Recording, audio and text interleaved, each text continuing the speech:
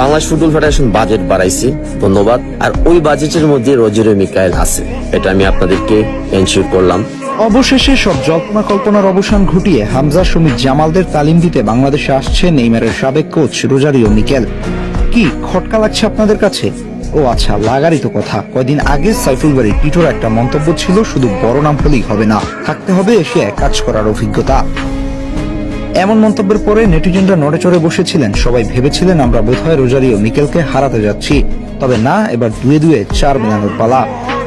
সাইফুল বারী টিটোর মতে তারা এমন একজন কোচকে চায় যিনি শুধু বড় নাম নয়, থাকতে হবে এশিয়ায় কাজ করার অভিজ্ঞতা, আর সেখানেই রোজারিও মিকেল টিকে গেছে। এশিয়ার ক্লাব আল হিলালে কাজ করার অভিজ্ঞতা আছে তার। শুধু আল হিলালে সে কাজই করেনি, আল হিলালের হয়ে জিতেছেন এশিয়ান চ্যাম্পিয়ন্স লিগ। ইউরোপে যেমন ইউরোপ লিগ সেরা ধরা হয় চ্যাম্পিয়ন্স লিগ উইনারকে, এশিয়ায় তেমন এশিয়ার ক্লাব পর্যায়ে শ্রেষ্ঠত্ব নির্ধারণ করা হয় এই এএফসি চ্যাম্পিয়ন্স লিগ উইনার দিয়ে। রোজারিও মিকেল 2021-22 সিজনে আল হিলালকে এনে দিয়েছিলেন এশিয়ার শ্রেষ্ঠত্বের মুকুট। এছাড়াও সেই সিজনে আল নাসের, আল ইতিহাদ, আল আহলির মতো ক্লাবকে হারিয়ে জিতেছিলেন সৌদি প্রো লিগ। এখানেই শেষ নয়, এশিয়ার কাজ করার অভিজ্ঞতা তার আরো আছে। এর পরের সিজনে আরব আমিরাতের ক্লাব ধাফরা ক্লাবের দায়িত্ব নেন তিনি। সেখানে প্রথম সিজনেই তার হাত ধরে সাফল্য ধরা দেয় এই ক্লাবটির। লিগ টাইটেল সহ জিতেছিলেন 3টা ট্রফি।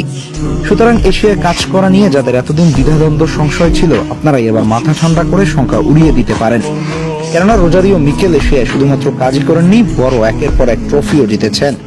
সুতরাং বাফুফের যে চাওয়া ছিল সেটা এই কোচের ভেতরে রয়েছে।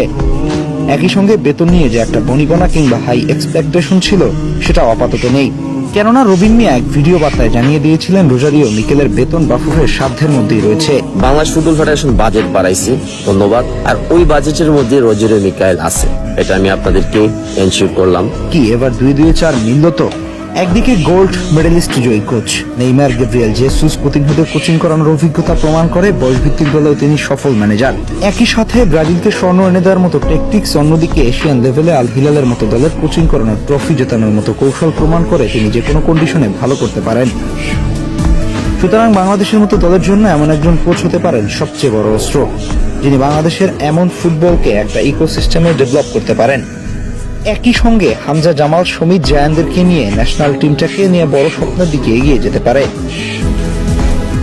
সব মিলিয়ে কি মনে হয়, শেষ পর্যন্ত 2-2-4 মিলবে তো বাফুফের পক্ষ থেকে? এই প্রশ্নের উত্তর খুঁজতে হলে অপেক্ষা করতে হবে আর মাত্র 3টা দিন।